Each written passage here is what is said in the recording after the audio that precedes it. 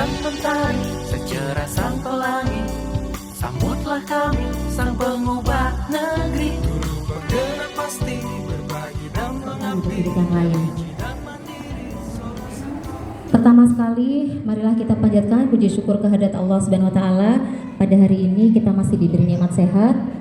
Semoga nikmat sehat ini kita gunakan sebaik-baiknya untuk tadi belajar dan tentunya yang bermanfaat untuk diri sendiri dan juga orang lain. Salawat dan salam tetap tercurah limpahkan kepada junjungan kita Nabi besar Muhammad SAW. Semoga kita termasuk umatnya yang mendapat syafaat. Amin ya rabbal alamin. Mohon izin ya Ustazah, saya di sini bukan yang pintar.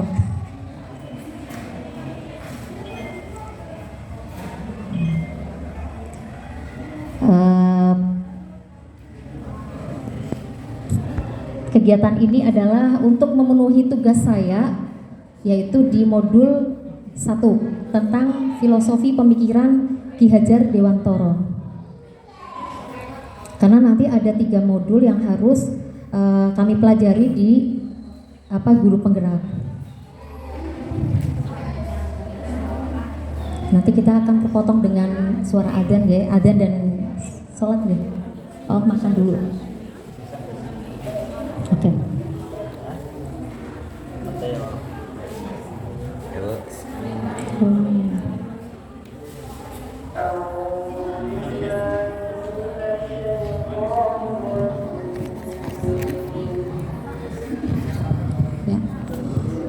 Aksi nyata ini yaitu pemikiran Ki Hajar Dewantoro dan budaya positif. Tadi dari Bapak Pengelola sudah menyampaikan tentang sampah yang bertebaran yang ada di depan mata kita, kemudian bagaimana kita membacanya. Semoga nanti ini sedikit memberikan informasi dan juga gerakan, karena di guru penggerak ini pada intinya adalah pembelajaran seorang guru itu berpihak kepada murid peserta didik, dan kedepannya pendidikan kita itu bertumpu pada murid dan murid.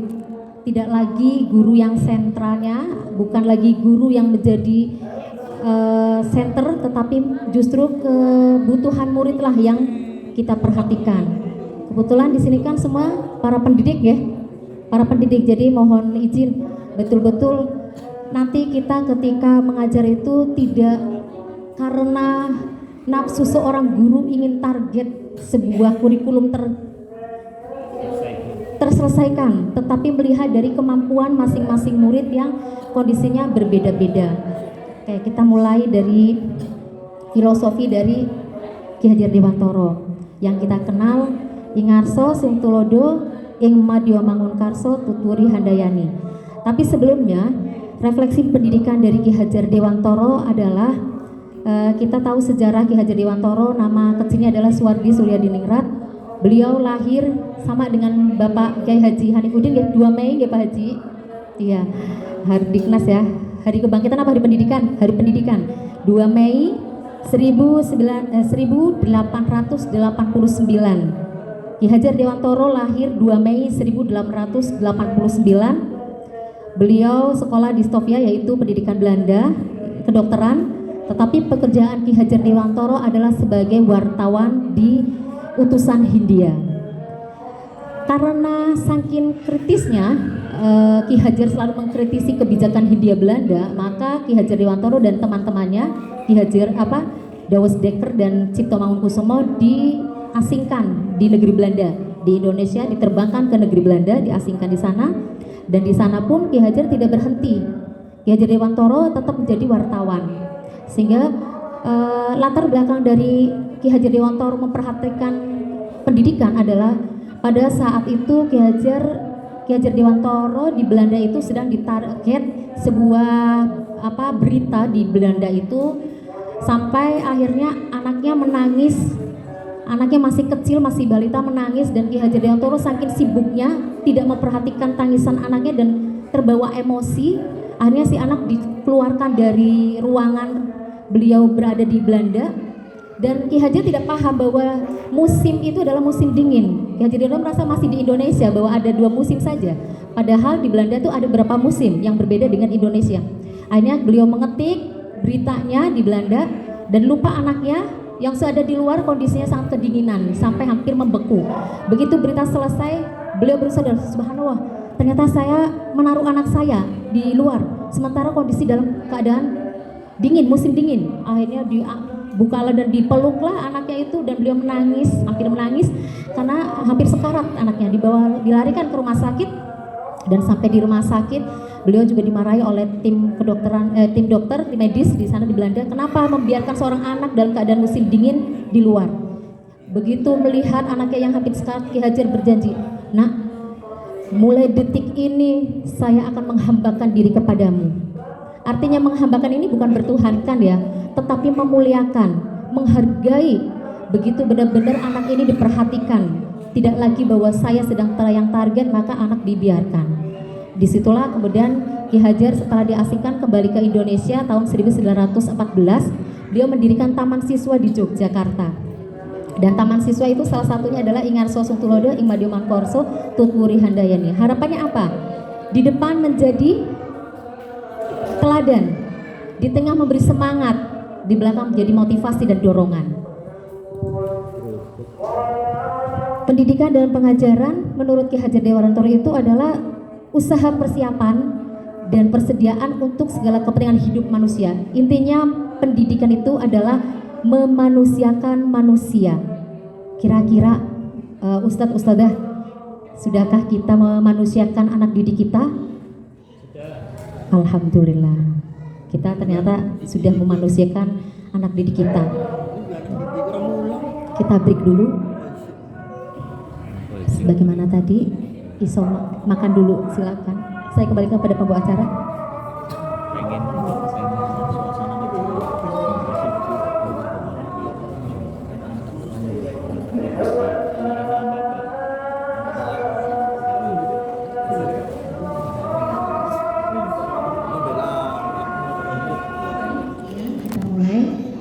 Bahwasanya program Guru Penggerak itu dimulai dari pemikiran Ki Hajar Dewantoro yang menjelaskan bahwa tujuan pendidikan yaitu menuntun segala kodrat yang ada pada anak-anak agar mereka dapat mencapai keselamatan dan kebahagiaan yang setinggi-tingginya, baik sebagai diri sendiri maupun masyarakat. Oleh sebab itu, kita sebagai pendidik hanya menuntun tumbuh hidupnya kekuatan kodrat yang ada pada anak-anak agar anak-anak dapat memperbaiki lakunya dan juga tumbuhnya kekuatan kodrat anak tersebut. Pendidikan dan kebudayaan menurut Ki Hajar Dewantoro itu tidak bisa dipisahkan karena pendidikan dan kebudayaan akan terus bergerak dinamis, tidak statis. Itu seperti peredaran tata surya, itu tidak mungkin yang namanya bumi itu akan stagnan, tidak, tetapi berputar sesuai dengan porosnya. Begitu pula dengan anak-anak kita, Ustadz dan Ustadzah, bahwa anak kita itu tidak diam, dan mereka juga akan sesuai dengan poros keunikan anak masing-masing, dan kita tidak boleh menyamakan antara anak satu dengan anak yang lainnya. Mungkin kalau untuk di kelompok bermain dan TK sudah biasa dengan kita mendidik anak itu sesuai dengan keunikan mereka masing-masing. Di sini nilai kemanusiaan adalah sumber dari esensial dari sebuah kebudayaan. Jadi pendidikan Ki Hajar Dewantoro itu lebih kepada bagaimana kebudayaan yang ada itu tetap bisa berjalan dan jangan ditinggalkan. Kebudayaan itu tidak bisa ditinggalkan. Dengan adanya pemikiran Ki Hajar Dewantoro tersebut, maka Presiden Soekarno, yaitu Presiden pertama Republik Indonesia, itu mengangkat Ki Hajar Dewantoro sebagai Menteri Pendidikan yang pertama. Adapun untuk relevansi pemikiran Ki Hajar Dewantoro terhadap transformasi pendidikan, yaitu ada beberapa hal, ada 2 relevansi pendidikan. Yang pertama yaitu adanya perubahan. Apa sih yang diharapkan oleh Ki Hajar Dewantoro terhadap pendidikan kita? Adanya perubahan. Tadi sebagaimana di awal bahwa kita tuh harus selalu bergerak, tidak statis tapi dinamis, bergerak, adanya perubahan. Tipe dari kerangka perubahan itu sendiri yaitu kita harus memperhatikan beberapa hal. Yang pertama yaitu kodrat keadaan. Perubahan itu ada tiga perubahan, yaitu kodrat keadaan. Di mana kodrat keadaan itu ada yang namanya kodrat alam dan kodrat zaman. Dalam upaya pendidikan anak, kita harus memperhatikan kodrat alam. Bagaimana alam itu dia belajar. Kalau alamnya di pesisir pasti berbeda dengan di pegunungan. Begitu pula ketika alamnya adalah di Kabupaten Tegal pasti berbeda dengan di Jakarta. Itu alam, kodrat alam. Kodrat yang kedua yaitu kodrat zaman. Anak-anak kita tuh tidak bisa disamakan dengan zaman yang dulu. Kalau bicara tentang Ki Hajar Dewantoro, hidupnya adalah di masa kolonial Belanda, Hindia Belanda. Berbeda dengan sekarang kita yang sudah zamannya milenial ya, atau 4.0 ya. Dimana sekarang anak sudah kenal digital, makanya guru-guru kita harus melek digital. Kodrat zaman itu tidak bisa kita ingkari. Zamannya seperti ini, maka kita harus mengikuti zamannya. Makanya pun ibarat apapun kurikulumnya, maka guru-guru itu tidak usah panikan. Seperti semalam ya, Ustadz dan Ustadzah, saya ikut kurikulum prototype ya. Bisa bayangkan, post-testnya saya dapat 0 karena memang faktor alam. Semalam alam di lokasi saya itu hujan lebat yang pertama, sehingga saya tidak menyerap materi apapun tentang kurikulum prototype, sehingga nilainya adalah 0. Apakah saya akan disamakan? Misalnya saya nilai 0 ya pada post test pada webinar semalam, disamakan dengan orang yang memang kondisi cuacanya bagus, daya serapnya ketika webinar bagus, nilainya 100. Bisakah saya dikatakan bodoh sekali? Tentu saja belum bisa, karena lihat kondisi alamnya. Alam saya lokasinya hujan lebat sehingga saya tidak bisa menyerap materi, nilai saya 0 gitu. Kemudian di perubahan yang kedua adalah prinsip perubahan ada asas trikon. Jadi ini terkenal sekali di Ki Hajar Dewantoro tentang asas trikon. Yang pertama yaitu kontinuitas. Apa sih itu kontinuitas? Kontinuitas itu adalah dialog kritis. Kita harus bisa mengkritisi tentang sejarah kita, identitas masyarakat kita seperti apa. Kita harus belajar bahwa oh ternyata kebudayaan Indonesia itu seperti ini. Maka kita tidak boleh lepas dari budaya bangsa Indonesia. Kemudian prinsip trikon yang kedua adalah konvergensi. Konvergensi itu adalah pendidikan itu harus memanusiakan manusia. Memanusiakan manusia itu artinya apa? Benar-benar kita jangan memberi tekanan, kekerasan verbal terhadap peserta didik. Jangan sampai, ih kamu bodoh, ih kamu tidak bisa. Meskipun maaf ya, kita kadang nurani sebagai pendidik tidak lepas dari rasa capek dari, tetapi pendidikan Ki Hajar Dewantoro itu adalah memanusiakan manusia, sehingga benar-benar saya tidak bisa mengatakan bahwa jangan, tetapi meminimalisir tadi sesuatu hal yang negatif terhadap peserta didik. Kemudian trikon yang ketiga adalah konsentris. Konsentris di sini adalah pendidikan harus menghargai keunikan dari peserta didik. Alhamdulillah kalau di Madinah tadi Bapak pengelola kita sudah menyampaikan apa sih yang arti kebebasan, dan sudah dijawab oleh Ustazah Wiwi, kita bebas berkreasi. Artinya bebasnya itu lebih ke arah positif, bukan yang negatif. Selanjutnya perubahan yang dimaksud oleh Ki Hajar Dewantoro adalah tentang budi pekerti. Semuanya itu tidak terlepas dari budi pekerti. Kita sepintar apapun harus tetap diperhatikan budi pekerti kita. Budi adalah cipta, pikiran, rasa, perasaan, karsa, dan kemauan. Pekerti itu adalah tenaga atau raga. Artinya budi pekerti itu kita punya aspek kognitif, kemudian afektif, kemudian psikomotorik. Tiga inilah yang namanya budi pekerti. Bagaimana kan kita berpikir, bagaimana pikiran itu kita langsung rasa, oh ternyata sampah ini tidak bagus ya di depan mata kita, maka bagaimana cara membuang sampah. Bergerak psikomotor kita mengambil sampah, membuangnya ke tempat sampah. Selanjutnya untuk relevansi yang kedua tentang pemikiran Ki Hajar Dewantoro adalah sebagaimana di asas taman siswa Ki Hajar Dewantoro pada tahun 1922, Ki Hajar Dewantoro memberikan bahwa bebas dari segala ikatan, sama dengan kita 5 panca jiwa ya, ada kebebasan, bebas dari semua segala ikatan. Kemudian yang kedua, dengan suci hati mendekati sang anak. Artinya kita tidak pakai topeng pura-puranya baik hati, tidak. Ke anak itu benar-benar tulus, suci hati mendekati sang anak.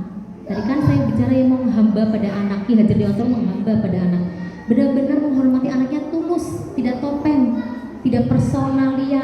Personalia kan kepribadian ya. Kemudian tidak untuk meminta suatu hak, tidak meminta suatu hak pada anak, tetapi benar-benar berhamba pada anak, menghormati anak. Lalu bagaimana tentang pemikiran Ki Hajar Dewantoro kepada budaya positif di sekolah? Budaya positif di sekolah di sini, untuk membangun budaya positif, sekolah perlu menyediakan lingkungan yang positif. Kira-kira anak-anak mau belajar positif kalau gurunya sudah mengajarkan yang positif dulu, dimulai dari seorang guru dulu, kemudian lingkungannya aman, nyaman, dan murid-murid mulai bisa berpikir, bertindak, menciptakan suasana yang lebih mandiri dan bertanggung jawab. Budaya positif di sekolah dimulai dari guru dalam mendisiplinkan peserta didik. Nah, ada beberapa miskonsepsi ini Ustadzah yang selama ini kita bicara budaya positif, ada miskonsepsi. Miskonsepsi yang pertama adalah guru mengontrol murid. Selama ini kita pasti ya, kita jangan kalah sama murid, kita harus bisa mengontrol murid. Ini adalah suatu miskonsepsi. Sebenarnya tidak seperti itu. Miskonsepsi yang kedua, semua penguatan positif efektif dan bermanfaat. Itu versi kita seperti itu, bahwa yang kita lakukan adalah manfaatnya untuk anak didik kita. Maaf, ini saya menyampaikan dulu, nanti bisa dikritisi ya, karena di pendidikan guru penggerak juga kita boleh autokritis terhadap materi-materi yang ada. Ini saya menyampaikan saja miskonsepsinya. Kemudian yang ketiga, miskonsepsinya adalah semua penguatan positif efektif dan bermanfaat sama. Orang dewasa memiliki hak untuk memaksa. Saya sering dengar Ustazah, pokoknya guru jangan kalah sama anak, pokoknya saya punya wewenang untuk melakukan suatu pendisiplinan, kalau yang tidak maka seperti ini. Biasanya seperti itu. Selanjutnya adalah itu miskonsepsi. Bagaimana dengan upaya kita? Berangkat dari miskonsepsi tersebut, pola tadi termasuk adalah stimulus respon. Teorinya adalah stimulus respon. Stimulus respon ini versusnya adalah teori kontrol. Ini saya bacakan saja ya. Skema pemahaman tentang realita adalah yang pertama, realita kebutuhan kita adalah sama. Itu menurut teori stimulus respon. Padahal menurut teori kontrol, realita kebutuhan kita berbeda. Jadi bila ada anak yang melanggar peraturan itu, bahasa di sini ya, kita harus memahami kenapa dia melanggar, kenapa dia melakukan begitu. Karena tadi kebutuhan kita berbeda. Kemudian kalau menurut teori stimulus respon adalah semua orang melihat hal yang sama. Tapi kalau dikontrol, setiap orang memiliki gambaran yang berbeda. Contoh, tadi kenapa saya sudah mulai? Karena saya punya, meskipun saya tidak marah, teman-teman mohon maaf ya, saya tadi mulai dari jam yang kita sepakati. Untuk teori kontrol itu lebih tinggi dari stimulus respon. Biasanya kalau teori stimulus respon itu ada stimulus pasti kita merespon. Tapi kalau kontrol belum tentu ada stimulus langsung kita respon, tidak, tetapi dipikirkan dulu. Kalau teori kontrol itu lebih memikirkan lebih dalam. Jangan berbuat sesuatu sebelum kita memahami kondisi yang ada. Kemudian di stimulus respon, perilaku buruk dilihat sebagai suatu kesalahan. Menurut teori SR, buruk adalah kesalahan. Tapi kalau dikontrol, semua perilaku memiliki tujuan. Ya, semua perilaku, baik itu jelek pasti punya tujuan. Sehingga kita tidak berhak mengatakan bahwa semua perilaku itu yang salah adalah buruk adalah salah. Kemudian teori SR lagi, orang lain bisa mengontrol saya atau sebaliknya saya bisa mengontrol orang lain. Kalau dikontrol, hanya saya yang bisa mengontrol diri saya sendiri, orang lain tidak. Karena maaf, kalau sudah dasarnya tidak suka sama orang itu, mau diperintah apapun ya nggak bakalan maju. Dinasehati kayak aku pun nggak bakalan bisa. Makanya untuk di CGP ini memang lebih kepada motivasi intrinsik yang ada dalam diri kita. Kemudian pemaksaan ada pada saat rujukan gagal. Kalau di SR, stimulus respon itu kalau pemaksaan ada paksaan ketika rujukan kita gagal. Tapi kalau dikontrol bagaimana? Kolaborasi dan konsensus. Jadi berbicara, kita melakukan sebuah kerjasama kolaborasi. Dan yang terakhir, model adalah kalau di SR itu menang kalah. Kalau aku tidak bisa melakukan sebuah pendisiplinan berarti aku kalah. Kalau dikontrol enggak, menang-menang. Oh, dia saat ini belum mau, mungkin belum paham manfaatnya untuk diri sendiri. Selanjutnya untuk disiplin sendiri. Untuk menciptakan murid yang merdeka, syarat utamanya adalah harus ada disiplin yang kuat. Disiplin yang dimaksud adalah disiplin diri yang memiliki motivasi internal. Dalam pemikiran KHD, merdeka itu artinya tidak hanya terlepas dari perintah, akan tetapi juga cakap memerintah diri sendiri. Kalau sudah bisa memerintah diri sendiri yang baik-baik, itu namanya merdeka. Saya tidak merasa disuruh orang lain. Maaf, pagi-pagi karena saya ada tujuan ya, saya menyapu itu karena saya tidak diperintah, karena saya ada tujuan bahwa ini nanti saya akan melakukan seperti ini, karena diperintah oleh diri sendiri, lebih bebas dan merdeka. Dengan kata lain, disiplin diri juga mempelajari bagaimana cara kita mengontrol diri, bagaimana menguasai diri untuk memilih tindakan yang mengacu pada nilai-nilai yang kita hargai. Contoh, kenapa kita disiplin? Kita pengen bahwa maaf ini masih bahasanya masih gimana ya? Saya menjadi sebuah ciri khas ikon bahwa kalau janjian sama Pak Zainal itu pasti tepat waktu. Itu jadi lebih ke arah ikonnya. Nanti saya menghargai diri sendiri itu adalah situ. Kalau janjian sama Pak Zainal maka harus tepat waktu, jangan sampai lelet. Kalau lelet pasti Pak Zainal udah ninggalin. Gitu ya Pak Zainal ya. Selanjutnya apa sih? Ada 3 motivasi manusia berperilaku. Yang pertama, biasa kita harus lihat anak-anak kita. Kalau menghindari ketidaknyamanan atau hukuman, maka pasti dia kelihatannya nurut banget. Karena motivasinya adalah menghindari ketidaknyamanan atau hukuman. Atau motivasi perilaku anak-anak kita itu adalah untuk mendapatkan imbalan atau penghargaan. Saya pengen dipuji sama Pak Zainal, aku pengen dipuji sama Pak Rifki. Pak Rifki tepat waktu kalau datangnya, alhamdulillah senang sekali. Misalnya Pak Rifki tepat waktu ya. Kemudian motivasi yang lain adalah ngapain sih datang cepat-cepat, palingnya biasa aja, tidak ada penghargaan buat saya.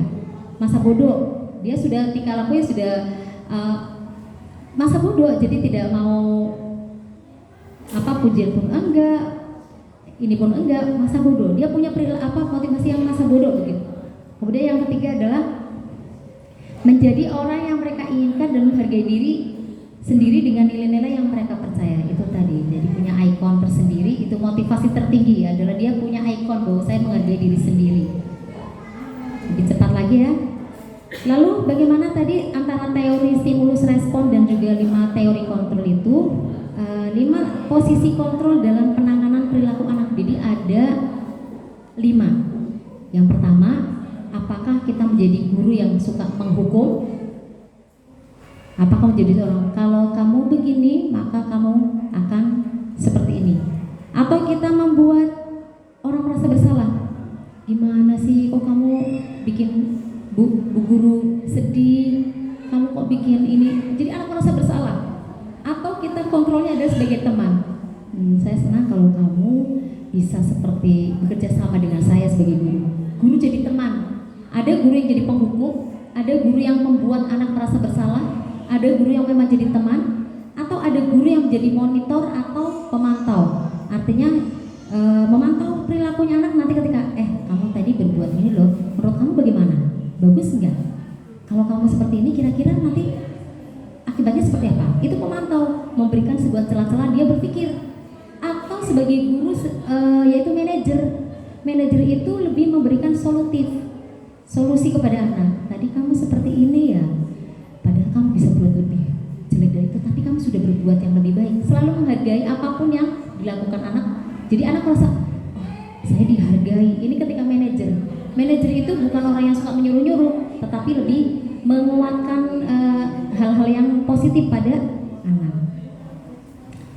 Kemudian pada kegiatan budaya positif itu hendaknya para guru, para pendidik itu ada namanya restitusi, yaitu sebuah cara menanamkan disiplin positif pada murid.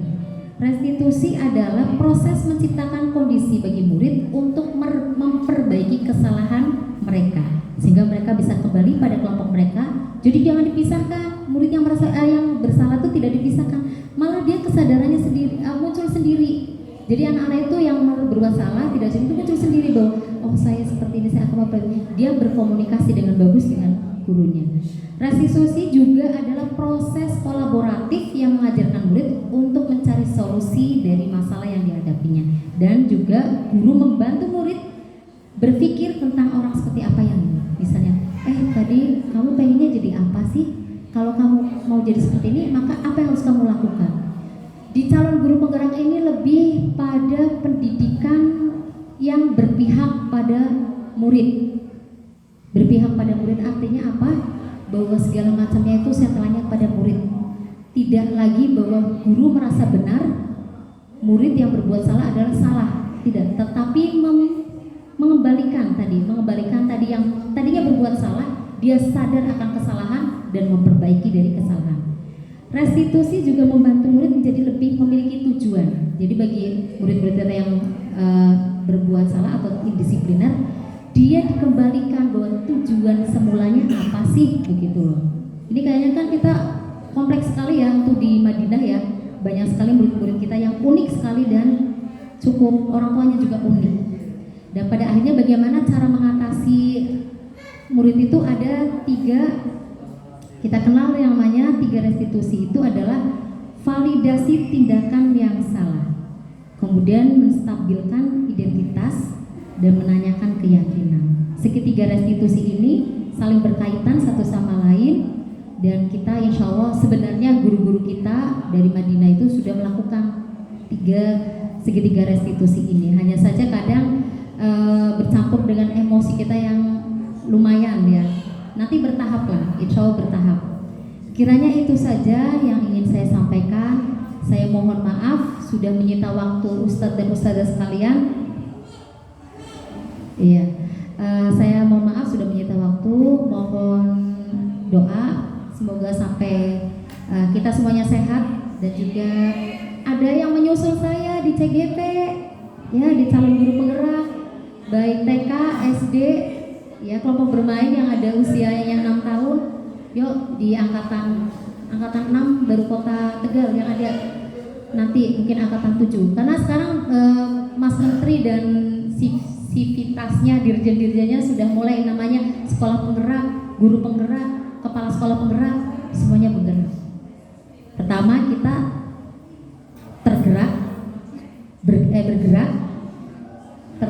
bergerak dan menggerakkan. Ya, terima kasih dan mohon maaf atas khilaf kata dari awal hingga akhir. Salam Merdeka Belajar, guru penggerak agen sistem perubahan ekosistem pendidikan insya Allah. Wassalamualaikum warahmatullahi wabarakatuh.